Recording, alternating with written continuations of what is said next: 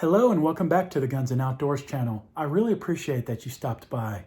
Today I would like to talk with you about a topic that is less discussed. These days in the land of sound bites, short attention spans, and newfangled whiz-bang pieces of gadgetry, we're not going to talk about that today. No SHOT Show pistols or unobtainium, hard-to-find, overpriced boxes of 9mm ammo are on our agenda. We're going to explore a type of discussion that involves mental planning, training, and preparedness. It's one that focuses on your ability down the line to identify, process, and comprehend information as it comes at you to help you survive a crisis situation. Let's review how to minimize the risk to our personal safety in order to raise the likelihood of a good outcome for ourselves and our loved ones entrusted in our care, our kids, our wives, and our husbands. Question of the day for you. Say that there's a threat unfolding in front of you as we speak, no matter where you are as you're out and about. What are you going to do? Do you see it coming? Are you in a mall, restaurant, movie theater? Are you at work in your vehicle deployed overseas? Or are you in your home domicile? Are you prepared or are you distracted? We're going to go into those details of mental preparation and mindset. You're going to like it. So please ball up your fist, reach out and punch the like button. While you're there, subscribe and stand by.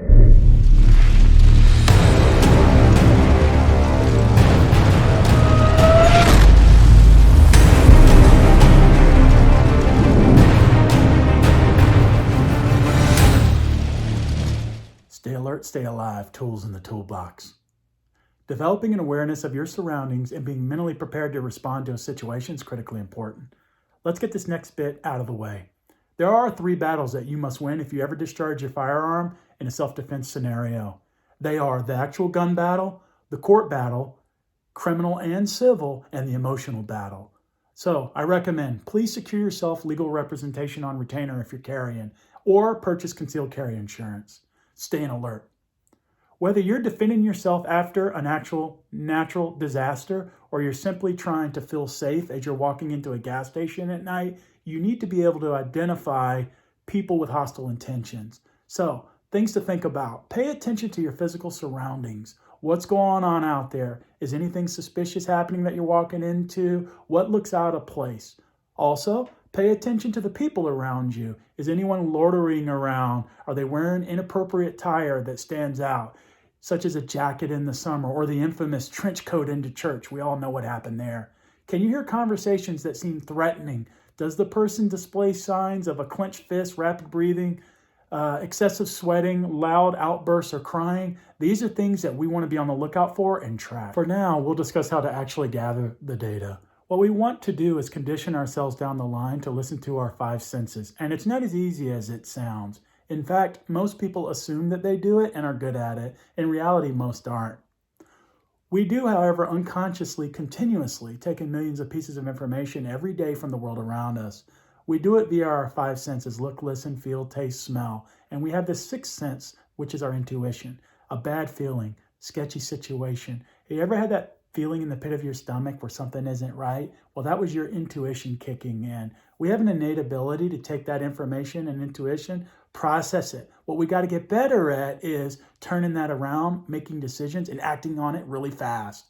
Honing those recognition skills will help us navigate tricky situations in a dangerous world. One thing that you can count on is people to always do dumb stuff, so don't follow the crowd.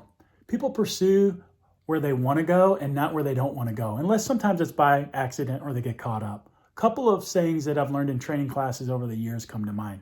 Number 1, there is no reason to be out and about on the streets past midnight. Nothing good ever comes out of that.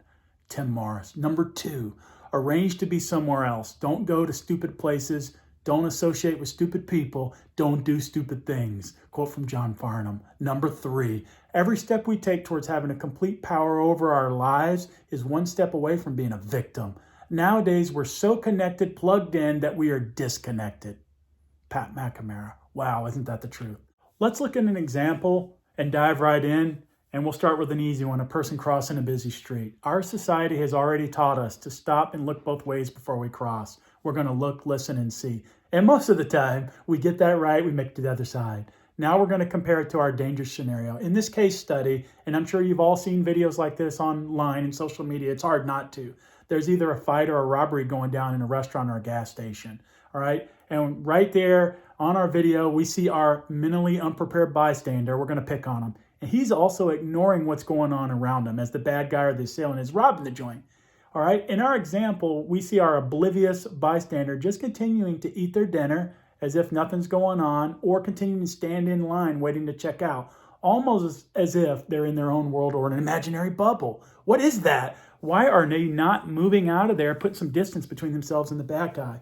I'm not talking about the other bozos, of course, that have their cameras out doing nothing themselves, in a third person trying to just film it for the Instagrams. In our case, I'm going back to our person that's just frozen. Is he in denial? Is he thinking that it can't happen to him when it really is? Oh yeah, that's right. It really is going down, dum-dum. As I like to say, we can't put our heads in the sand like old dum-dum here. That certainly won't fix anything. So what can we do? We don't want to be victims. No victim here mentality, so move along. We want to learn techniques that can help us not be the person with the blinders on. We want to avoid starting at a position of a disadvantage due to the old being unaware of our surroundings scenario like dum-dum. If you develop better situational awareness or combat mindset, backed up by physical skills, avoidance and training, as well as access to force multipliers like pepper spray, a bladed weapon, and as a last resort, your legally concealed carry defensive firearm, then you have the advantage and you get to live to fight another day because you're switched on and you have taken action and you've taught yourself to think. This one just reaches out and grabs you by the soul. About 3 out of 4 people will become victims of a completed or an attempted assault. 2 in 5 will be victims of a crime at least twice. Males are more likely to be assaulted than females. Stay with me. Only 60% of murders are solved these days. That's 40% that don't get caught. There are 222,000 unsolved murders since 1980. How about this one? Every major American city has multiple serial killers on the loose at any given time. A lot of them never get caught. Active serial killers in the U.S. are more than 2,000 at any given time. Isn't that bone-chilling? Over 50% of the time, bad guys attack in a pair or groups. 1 in 5 is a registered sex offender. Nearly all will be armed. Many have a mental disorder. And if that can't get any weirder, according to the National Missing and Unidentified Persons Systems, more than 600,000 persons go missing in the United States every year in our American cities and national parks, with 82 to 92% being recovered, found either dead or alive. I'm scared my wife when I was telling her about all of this, and I reminded her what she could do. Certain things like carry her pepper spray, to always look around when she's shopping in her little favorite stores, living her regular life. And also I wanted her to, when she comes in and out of big stores, big box stores like Walmart that have those large and busy parking lots, want her to double take, see what's going on, see where she's parked, don't walk into anything sketchy. Wow, the United States is a dangerous place. There's no doubt about it. And our country isn't even on the top 10 list. We've established that bad things can happen to good people. So what can we do? You're watching this video and others like it because you seek knowledge and tips to help mitigate being a victim. Thank you for that. You're interested in the topic and what you can do in order to become a more capable citizen as we progress further. Please put this into your memory banks. Avoiding a fight is preferable to winning one. A law-abiding superior gunman is best defined as one who uses their superior judgment in order to keep himself out of situations that would require that superior skill. Try to practice the art of the gray man, which is blending in and being invisible. In the gray man theory, it's in your best interest to be courteous to everyone, overly friendly to no one, and just go out about your daily life without standing out. When I was in the military and civilian life, things that we would do, of course, we were in the Middle East, in UAE, Oman, Qatar, Bahrain, India, Indonesia. It's easy to hit, especially in the Middle East, those gold souks. And we would buy our gold and our Christian crosses and things like that. And I would try not to wear them as much because I didn't want to garner unwelcome notice. No matter where you are going forward, you want to keep that visibility low. However, if your invisibility fails, you also want to think about this concept of being deselected for victimization. I know. What do I mean by that? Well, it's bad guys will screen their potential victims and focus on the ones that look like easy prey. Color codes, commit them to memory if you can. We're not learning this to be tactical, all right? Let's take a look at what Colonel Jeff Cooper came up with, and let's understand his 4 levels of situational awareness. He was one of the greatest tactical minds of the 20th century, passing away, I believe, in '06. Marine officer, firearms pioneer, and founder at the famous Gunsight Academy. Mr. Cooper developed an easy-to-understand logical model for one's thinking on the subject of mental preparedness, which is what we're talking about today. It's a series of colors that teaches awareness. White, relaxed. In condition white, you are unaware and relaxed. Generally, you are unaware of what's going on around you. You may have heard the term sheeple. Well, that's not a term of endearment. This is a state that most people enter when they obsess over their mobile phones in public. You've seen them walking with their heads down, literally oblivious to the world. Condition white is essentially being unprepared to respond to any form of danger or violence. You don't want to be in this state. The accepted time only to be in this condition is when you are safely settled in at home for the evening, hitting the rack for some shut-eye. Yellow, aware. Yellow is where we want to live. In condition yellow, you're relaxed yet aware of what and who is around you. You're switched on to what's happening and you're paying attention to your surroundings. This is the optimal condition for the day-to-day life that we want to operate in. Yellow allows you to react to threats quickly should they arise because you see it unfolding and therefore you won't be surprised. You want to do examples of the following. Scan parking lots, use mirrors at ATMs, be aware of an establishment's exits. You want to sit facing front doors. You want to observe places to egress. Speaking of egress, where's the back door in a location? I got that from Pat Mac. Is it in a kitchen? Did you size it up when you walked in? Keep your car doors locked if you're in your vehicle. Also, as you approach the lights, put space between you and the vehicle in front should you need to take evasive maneuvers. Be careful at ATMs. They're bad things, of course, to be extra sensitive to because there's money and opportunity and intent with bad guys. Use the buddy system where you can. At the same time, how do you incorporate all of this? Try to have fun with it, make it interesting. Enjoying the evening out with friends and families doesn't have to be all kind of crazy and awkward. Just put things in the back of your mind. What we're trying to do here in Condition Yellow is adopt a mindset from this day forward to where we're thinking preparedness and we're not thinking paranoia. Orange, specific alert. In Condition Orange, you have become aware of a problem. While it may be nothing, it's caught your attention and increased your level of alertness and you're tracking the potential threat. If you're attacked during this state, your response time will be much faster. Why? Because you've already ID'd the problem and you're searching for solutions. For example, you heard a noise, you heard gunfire, someone pulls out a knife and says, hey, I'm going to cut you. Your mind is running through a series of possible what-if scenarios as your hard drive is processing that data. Some things may fizzle out on their own and could subside back to Condition Yellow. That's good. That's what we want, right? Other times we had direct involvement in making it happen. Perhaps you made it happen when you decided to de-escalate because you pulled up, you didn't like what you saw, you quote retreated because you ended up getting back in your car and you left. With this level, it's important to say on these, we can escalate up through them or we can go down. Red, willingness to fight. In Condition Red, you are ready to fight. But just keep this in mind. You may not actually have to act on that, but your body and your mind are now prepared for physical conflict, depending on the situation.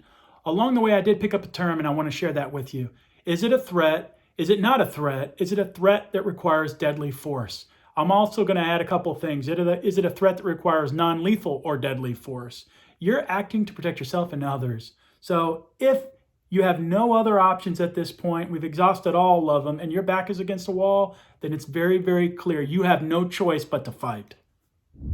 And when you are fighting, make sure you fight smart. And in fighting, you must be alert, decisive, aggressive, have speed. You want to go when you have the advantage. So you may have to hold and bide your time until you do. When you do fight back, you're going to unleash hell with everything you got because you have to come out on top when it's go time. If you're in fear of your life or grave bodily harm, then the only unfair fight is the one that you lose. Awareness, we got all that behind us. Check. Now what? Take all the information that you hear today to heart. Set some goals for yourself in the new year. Whether you're a new shooter or a first-time handgun owner or you're an experienced guy that knows how to get your pew-pew on, and now you realize that you've got gaps in your preparedness, either physically or mentally. Believe me, we all have gaps that we can work on. New shooters, what I'm about to say is for you. You will not rise to the occasion. You will not default to your level of training. You will only default to the level of training that you have mastered. So get your training going this year and incorporate the levels of awareness into your program. Seek out good firearms trainers. Yes, master those fundamentals, as I commonly say on this channel. And after that, gravitate towards instructors that have specialties that you want to learn in. A big observation and tip that I can give a new shooter is that some instructors do not teach much mental preparedness and mindset. The ones that do usually have specific lecture on it that is really, really good, and they'll also back that up with a handout. Seek out those ones first if you're on an initial budget, and avoid the ones that don't, so that you can maximize your hard-earned training dollars and investment and hit the ground running faster. Planning, training, and preparedness. You received a really good and comprehensive download today. Now the rest as we go forward is up to you. As we wrap up today's video, let me recap. We explored the following concepts: stay alert, stay alive. We looked at personal and public awareness as well as mental mindset. We established the why because we looked at all of that crime data from 2019. How about that data on those serial killers? That was just mind-boggling. So this is the why. Okay, we oversimplified a mathematical exercise where we looked at it from a pure numbers perspective, and we established that it's safe to assume that we have one or two neighbors on our block that are potentially bad guys and felons. We reviewed Colonel Cooper's mindset methodology on color code and situational awareness. And we ended up with me sharing examples of things I want you to look for as you seek out your training this year. You never know where that threat's going to come from. The bad guy could be a graduate of the School of Hard Knocks. He's determined to get your wallet. He's determined to get you at the ATM. He wants to get your car, going to break in for drugs at night. He might sucker punch you as you're walking down the street because you're in the wrong neighborhood. These are things that you're going to have to belly up to the bar to handle if your time comes, and you definitely want to be aware of this. And good luck to you guys. Thank you very much for watching today's video. I would like to ask for you to comment down below in the comment section what you thought. Give us some feedback. Also, if you're working on your training and you have a good, relatively unknown instructor, please drop that, mention his name below as well. We're helping other like-minded folks by spreading the good word. And there you have it. I know I threw a boatload of stuff at you guys. If you didn't catch it all, that's okay. I want you to go back and listen to the information session again. That's what it's all about until it starts to sink in, especially with the color codes.